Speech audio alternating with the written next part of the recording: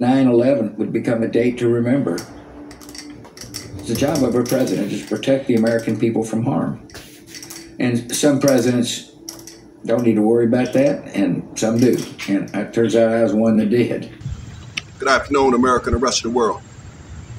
Xander J. Hobson here, stand-up comedian and entertainer, director and producer of boxing documentaries, and troll to those who need trolling.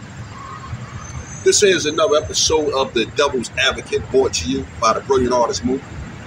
Folks, we're trying to grow the platform, so please subscribe, like this video, share it, and by all means leave a comment in the comment section because we enjoy checking out the feedback from these videos that I make, as well as exchanging opinions and points of views with you all. I cannot stress enough, I need you to hit the like and the share button because for whatever the reason, YouTube is not allowing me to get my videos out there into the algorithm. Inside Edition's Matt Mahar was one of the first reporters on the scene. Hey, a big explosion has just occurred. Everyone is running from the entire financial district now. The smoke is filling the entire area. Let's go! Come on, go, Brad, go! Stop shooting, Brad, go! Cameraman Brad Waite captured moments never to be forgotten. Mayor, any idea how this happened? Not right now, not right now. Correspondent April Woodard was already there when she encountered Mayor Rudy Giuliani, who was getting his first look at the disaster. As you can see, there's debris all over. It looks like it's snowing out here in downtown Manhattan. So anyway, today is September 11th, 2023.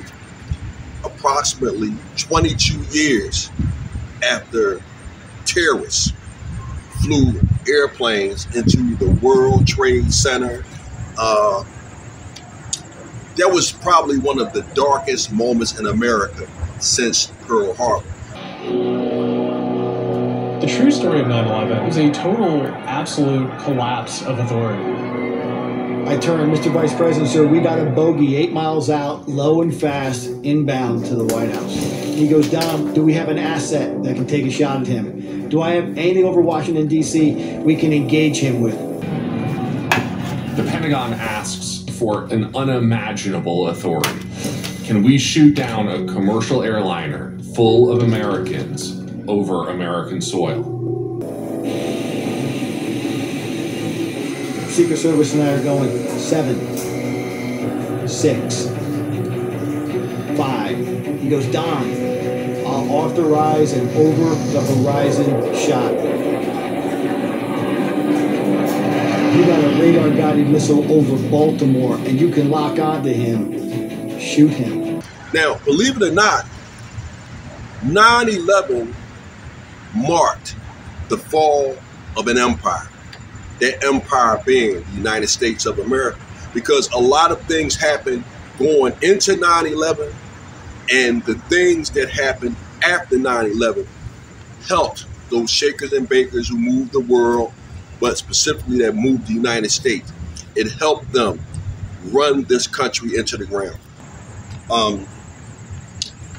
Going into the 2000s, United States was under the Clinton administration in the 1990s. Now, at this time, the United States had a huge surplus of money. We were not in debt like we are now. Then there was a controversial election that George W. Bush won, and a lot of people thought that he should not have been the president. With the country divided, something happened. Terrorists flew airplanes into the World Trade Center, and that galvanized the United States of America. And everyone who didn't support Bush got behind him 10 toes down. Holy shit! Holy shit!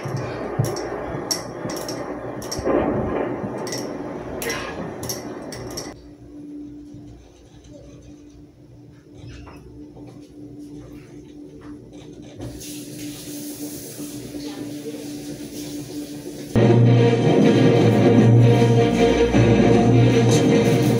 8:52 here in New York. I'm Brian Thumble. We understand that there has been a plane crash on the southern tip of Manhattan. You're looking at the World Trade Center. We understand that a plane has crashed into the World Trade Center. We don't know anything more than that. This is as close as we can get to the base of the World Trade Center. You can see the firemen assembled here, the police officers, FBI agents, and you can see the two towers. A huge explosion now raining debris on all of us. We better get out of the way! Immediately, the United States retaliated and sent troops over into Afghanistan. On my orders, the United States military has begun strikes against al-Qaeda terrorist training camps and military installations of the Taliban regime in Afghanistan. And while we were in Afghanistan, George W. Bush got it in his mind to run into Iraq. My fellow citizens, Saddam Hussein and his sons must leave Iraq within 48 hours. Their refusal to do so will result in military conflict. From CBS News headquarters in New York, here is Dan Rather. It was just over 90 minutes beyond President Bush's deadline for Saddam Hussein to leave Iraq that U.S. warships and planes, there were F-117 stealth bombers involved, launched the opening salvo of Operation Iraqi Freedom. The attack came in waves, cruise missiles, followed by the F-117 stealth bombers with so-called bunker-busting bombs. Their target, a bunker believed to be sheltering what are called top leaders of the Iraqi regime. Now, this is what it looked and sounded like in Baghdad. It was this short, and this is what happened. Now, this was a very unpopular decision because Iraq actually, they didn't really have anything to do with the 9/11 terrorists. We shouldn't have been there. We shouldn't have destabilized. Saddam Hussein was a bad guy, right? He was a bad guy, really bad guy. But you know what he did well? He killed terrorists. He did that so good. They didn't read him the rights. They didn't talk. They were a terrorist. It was over. Today, Iraq is Harvard for terrorism. You want to be a terrorist, you go to Iraq. That was Osama bin Laden. But for whatever the reason, George Bush and the people behind him thought it would be a good idea to run up into Iraq since we were already in Afghanistan. And that was probably the worst decision any president of the United States could have made, because once again, it divided the country all over again. Now, the main thing that happened, aside from a bunch of countless lives being lost in both wars, the wars that resulted from 9/11 plunged the country in debt. We were spitting out money to pay for this war like a broken ATM machine. And the next thing you know, the money got so low, we had to turn to China to pay for this war. America is no longer respected in the world like it once was. Case in point, China is now colonizing the world, including parts of the Caribbean, Cuba, and this is why you often hear about China running roughshod over America. Hey, it's hard to respect someone that owes you money. Same thing with the Russians. They attacked the Ukraine, and the United States made some comments, and Putin was pretty much like, shut the hell up. 60, 70 years ago, the Americans and the Russians almost went to war because the Soviet Union was putting nuclear missiles over in Cuba. Now, 2023, you have the Chinese colonizing many parts of the Caribbean.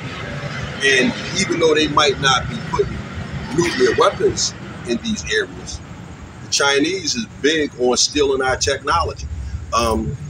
It is unthinkable to think of how laughable the United States of America now is when it comes to those who once trembled before us.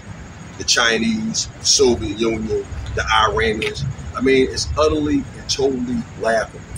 And again, it all resulted from 9/11. America now is like a hustle. Everybody comes here to make their money so they can send it back home. You had the rise of countries like Dubai, South Africa, and a lot of other countries around the world that came up because while America was busy playing bodyguard for the world, the rest of the world, places like Japan, places like China, places like South Africa, and a lot of other countries around the world, they were able to stack their chips and build their economy. A strong army is an army that protects its borders and stays out in the field. But if an army has to go to the field, the army should try to wrap that war up as soon as possible, because if the war isn't wrapped up in a minimum amount of time, no matter how good the army is doing in the field, it's going to start to put a drain on the economy. And that's what happened to America. Now, the American economy, no matter what people get on the news and say, America is in trouble. So this is what I was thinking about on 9/11. I certainly know where I was and what I was doing on 9/11. And when I thought about 9/11 this morning, I just thought about how you had individuals who drove this country into the ground. So that said, I'm done with it. BAM!